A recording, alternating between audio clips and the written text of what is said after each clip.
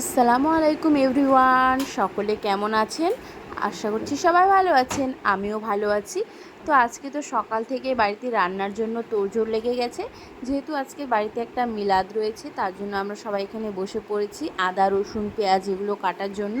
তো আমরা এখানে সবাই কাটছিলাম, তারপরে এদিকে ছোলাও ভেজা হয়ে গেছে, কারণ যেহেতু 10টার দিকে খাওয়া হবে, কারণ মিলাদ শেষ হতে তো 2টো বেজে যাবে, তখন খাওয়ার জন্য আর কি। তো এদিকে আমি আর আমার ননদ আমরা হচ্ছে এখানে রসুন আর আদা এগুলো পেস্ট করে নিচ্ছিলাম, কারণ যেহেতু অনেকজনের রান্না তো অনেকটাই পেস্ট লাগবে। এই যে এখানে হচ্ছে আদা বাটা আর এদিকে হচ্ছে রসুন বাটা, অনেকটা করেই পেস্ট করতে হয়েছে যেহেতু অনেকটা রান্না বললাম।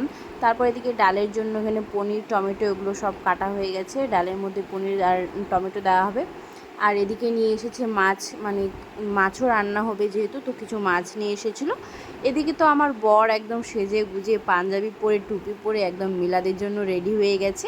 তো আজকে খুব গরম ছিল যেহেতু, তার জন্য একটা হালকা পাতলা পাঞ্জাবি পরেছে। আর এদিকে আমি তো শাড়ি পরার মতো কোনো অবস্থাই ছিল না, কারণ যেহেতু অনেক গরম ছিল, তো আমিও নাইটি পরে রেডি হয়ে গেছি আর কি।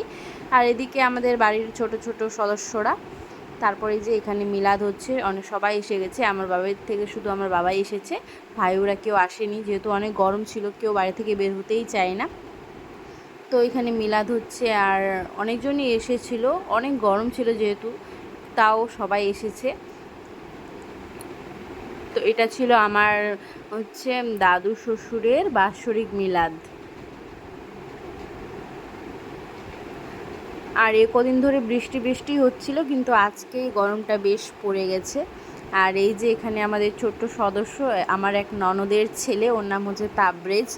তো ওইখানে নাচ করছিল আর কি, তো সবাই ওকে ওই জন্য টাকা দিচ্ছিল, তো খুবই ভালো ও নাচ করছিল।